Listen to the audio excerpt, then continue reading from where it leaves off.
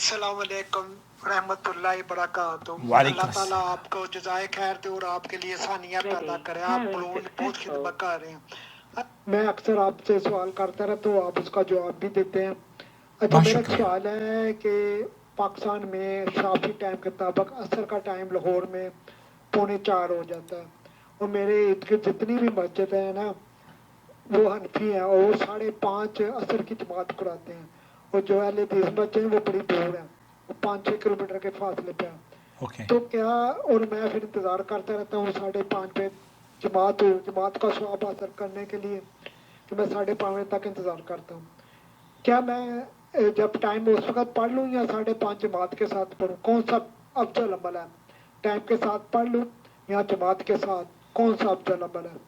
मैं आपको असल में इस मसले पर कि देवबंदी मसाजिद में या हनाफ की मसाजिद में, चाहे वो देवबंदी हो बरेलवी, ये दोनों हनफी हैं, इनकी मसाजिद में असर की जो नमाज का वक्त है, पूरी दुनिया में लोग अक्सर तादाद में, जमहूर उलमा का जो मौक़िफ़ है ना, वो असर की नमाज उस वक्त पढ़ते हैं जबकि अव्वल वक्त में नमाज का वक्त शुरू हो जाता है। जैसे कि आपको अल्लाह हरमैन शरीफैन की ज़ियारत बार बार नसीब फरमाए, जब आप मक्का मुकर्रमा तशरीफ़ लाते हैं ना, तो असर का अव्वल वक्त में अजान दी जाती है और नमाजें पूरे सऊदी अरब में अव्वल वक्त में पढ़ी जाती हैं।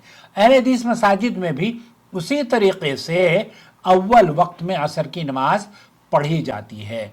यहाँ सवाल ये पैदा होता है कि अहले इल्म के दरमियान इसमें सिर्फ इतना फ़र्क है कि इमाम अबू हनीफा रहमतुल्लाह अलैह की राय दूसरे तमाम अइम्मा से मुनफरिद और मुख्तलिफ है। हमें लोग ये कहते हैं कि आप इमाम अबू हनीफा रहमतुल्लाह अलैह की बात को नहीं मानते, जबकि खुद ये 3 इमामों की बात को रद्द करते हुए इमाम अबू हनीफा की बात को तरजीह देते हैं, जबकि नबी करीम सल्लल्लाहु अलैहि वसल्लम की अहादीस क्या बताती हैं और हमें और आपको क्या करना चाहिए। चलिए, रसूल अकरम सल्लल्लाहु अलैहि वसल्लम ने असर की नमाज कब पढ़ी और सहाबा किराम का अमल क्या था, सही अहादीस क्या कहती हैं, और सऊदी अरब के किबार उलमा और मशाइख और यहाँ की फतवा कमेटी का इस सिलसिले में क्या मौक़िफ़ है, कुरान और अहादीस से इसे समझने की कोशिश करते हैं। नमाज असर के वक्त के बारे में अहले इल्म के दरमियान इख्तलाफ ज़रूर है, और जमहूर उलमा यानी इमाम मालिक, इमाम शाफ़ई, इमाम अहमद और ख़ुद इमाम अबू हनीफा के शागिर्द इमाम अबू यूसुफ और इमाम मोहम्मद रहमहुल्लाह इस बात के कायल हैं कि असर का वक्त उस वक्त शुरू होता है जब जवाल के बाद हर चीज़ का साया उसके बराबर हो जाए। इसकी सबसे वाज़ेह दलील वो अजीम हदीस है जिसमें हज़रत जिब्रील अलैहिस्सलाम ने नबी करीम सल्लल्लाहु अलैहि वसल्लम को नमाज़ों के औक़ात सिखाए। अब्दुल्लाह इब्न अब्बास रज़ियल्लाहु तआला अन्हु बयान करते हैं कि जिब्रील अलैहिस्सलाम ने बैतुल्लाह के पास मुझे 2 मरतबा नमाज पढ़ाई और असर उस वक्त पढ़ाई जब हर चीज़ का साया उसके बराबर हो गया था, साया उसके बराबर हो गया था। अब्दुल्लाह इब्न अब्बास रज़ियल्लाहु तआला अन्हु कहते हैं, ये सुनन अबू दाऊद की हदीस है, इमाम तिरमिज़ी रहमतुल्लाह अलैह ने इसे हसन सही करार दिया है, अल्लामा अलबानी ने भी इसे सही करार दिया है। हज़रत अनस ये कहते हैं कि काना रसूलुल्लाह सल्लल्लाहु अलैहि वसल्लम युसल्लिल असर वश्शम्सु मुर्तफ़िअतुन हय्य। यहाँ अल्लाह के रसूल सल्लल्लाहु अलैहि वसल्लम की असर की नमाज उस वक्त पढ़ते थे जब सूरज बुलंद और रोशन हुआ करता था। सऊदी अरब के मुफ्ती आज़म शेख अब्दुल अज़ीज़ बिन बाज़ भी यही कहते हैं। बुखारी और मुस्लिम की दूसरी रिवायत में यह है कि सहाबा मस्जिद कुबा तक पहुंच जाते और सूरज अभी बुलंद होता था। ये इसी वक्त मुमकिन है जब असर एक मिसल पर पढ़ी जाए। इसलिए सऊदी अरब के अकाबिर उलमा ने भी यही मौक़िफ़ इख्तियार किया है। शेख बिन बाज़ ये कहते हैं कि असर का वक्त उस वक्त शुरू होता है जब ज़वाल के बाद हर चीज़ का साया उसके बराबर हो जाए। शेख मोहम्मद बिन सालेह उसैमीन हैं, وہ یہ کہتے ہیں کہ اثر کا وقت اس وقت داخل ہوتا ہے جب ہر چیز کا سایہ اس کے برابر ہو جائے، اور یہی صحیح سنت سے ثابت ہے۔ لجنۃ الدائمہ والافتاء جو سعودی عرب کی مستقل فتویٰ کمیٹی ہے، انہوں نے کہا کہ اثر کا وقت اس وقت شروع ہوتا ہے جب ہر چیز کا سایہ اس کے برابر ہو جائے۔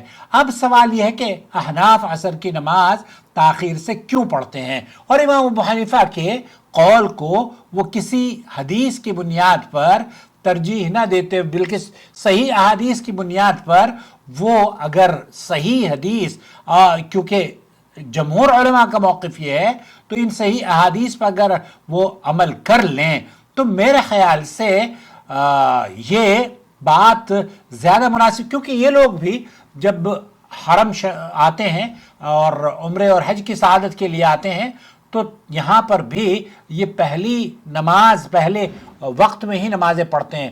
گزشتہ دنوں میں کیا ہوتا تھا، سعودی عرب میں جب 4 مصلے ہوا کرتے تھے نا، کنگ سعود سے پہلے کہ غالباً یہ بات ہے، تو یہ حرم میں 4 مصلے ہوتے تھے، تو 3 مصلوں پر اول وقت میں نماز ہوتی تھی۔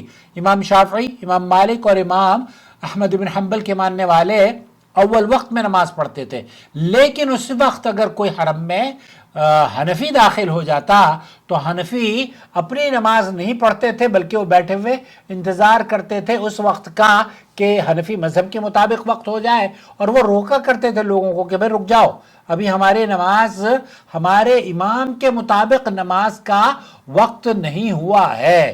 اور یہی وجہ ہے کہ آپ دیکھیں تو بہت سارے علماء تو یہ کہتے ہیں کہ مکروہ وقت ہے۔ آپ حالانکہ دارالعلوم دیوبند کا فتویٰ یہ ہے کہ اہل حدیث کی مساجد میں اگر آپ نماز پڑھ رہے ہیں تو نماز وہ صحیح ہے، درست آپ کی نماز ہو جائے گی، لیکن اس کے باوجود بھی احناف کا جو موقف ہے وہ عصر کو تاخیر سے پڑھنے کا ہے۔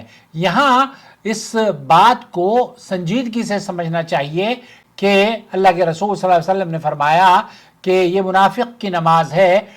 ایک آدمی اتنی تاخیر سے نماز ادا کرتا ہے کہ سورج وہ غروب ہونے لگتا ہے، تو اللہ کے رسول صلی اللہ علیہ وسلم کی اس حدیث کے مطابق تلک صلاۃ المنافق کہا گیا ہے، یہ منافق کی نماز ہے۔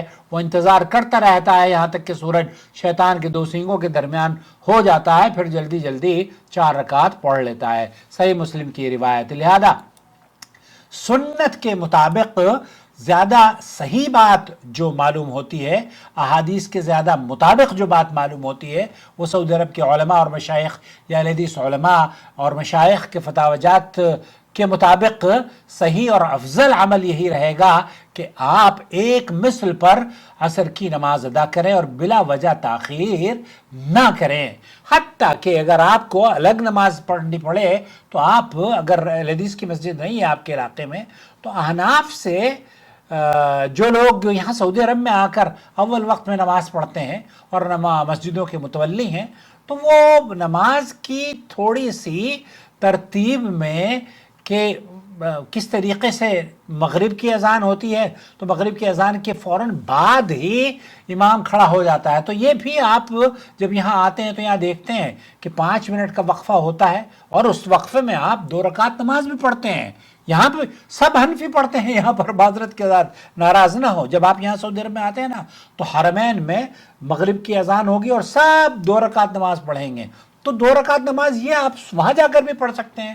تو متولی حضرات جو میری ویڈیو دیکھ رہے ہیں، جو ذمہ داران ہیں، وہ میرے خیال سے اگر مساجد کے اوقات میں ترمیم کر لیں تو یہ زیادہ صحیح عمل ہوگا، اور سنت پر عمل کرنے کی وجہ سے آپ کو بھی اجر ملے گا، اور آپ کی بدولت کئی لوگ آپ کی مسجد میں شریک ہو جائیں گے۔ تو اس لیے اگر آپ احناف کی مساجد میں، ہم تو پہلی بات تو یہ کہیں گے کہ احناف کا اگر صحیح عقیدہ ہے تو ان کے پیچھے نماز پڑھنی چاہیے، اگر صحیح عقیدہ ہے۔ لیکن اگر یہ عقیدہ رکھتے ہیں کہ اللہ تعالیٰ ہر جگہ موجود ہے، حاضر و ناظر ہے، اور نبی کریم صلی اللہ علیہ وسلم بھی ہر جگہ موجود ہیں، حاضر و ناظر ہے، تو یہ پھر شیخ صالح الفوزانی فرماتے ہیں کہ یہ مسلمانوں کا عقیدہ نہیں ہے، یہ ابو جہل کا عقیدہ ہے۔ اس لیے اس عقیدے کی اصلاح کی بے حد ضرورت ہے. نماز اول وقت پر پڑھیے، چاہے اس قطع نظر کہ آپ اکیلے پڑھیں یا جماعت کے ساتھ پڑھیں. البتہ اگر جماعت کے ساتھ آپ کو اول وقت میں پڑھنے کا اتفاق یا موقع مل جائے تو بہت اچھی بات ہے. یہاں آپ آتے ہیں، یہاں مغرب سے پہلے 2 رکعت نماز پڑھتے ہیں یا نہیں پڑھتے؟ آپ کتنے لوگ ہیں جو کہ یہاں حرم میں آ کر گئے ہیں، مغرب سے پہلے 2 رکعت نماز پڑھ کر گئے ہیں؟ پلیز مجھے لکھیے گا کہ آپ نے کبھی مغرب کی اذان کے بعد 2 رکعت نماز پڑھی ہے.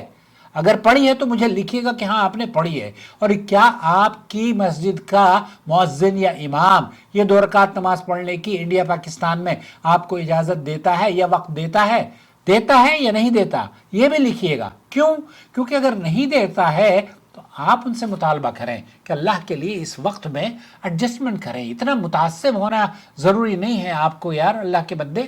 امام ابو حنیفہ رحمۃ اللہ علیہ تک یہ احادیث شاید نہ پہنچی ہوں، اور امام ابو حنیفہ رحمۃ اللہ علیہ کے شاگرد اس بات کے قائل ہیں.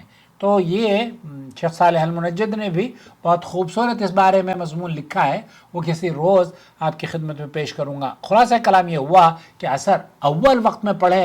اہل حدیثوں کے یہاں جو نماز کا وقت ہے وہی صحیح اور نبی کریم صلی اللہ علیہ وسلم کی احادیث کے مطابق ہے.